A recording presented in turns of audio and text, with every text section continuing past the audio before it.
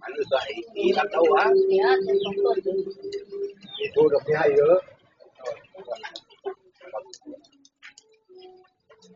Thôi đi. Thôi cái hay nữa. Anh chúng ngồi điều hay hàng tuần.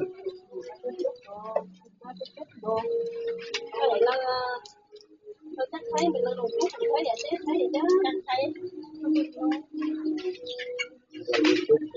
Ông Nghịch này, ông Nghịch này nói nghe không? Ông đánh cho nghe này.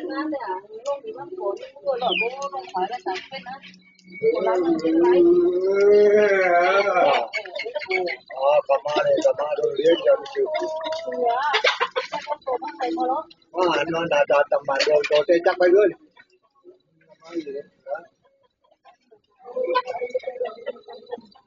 Bây giờ thì mình bây giờ này cầm ma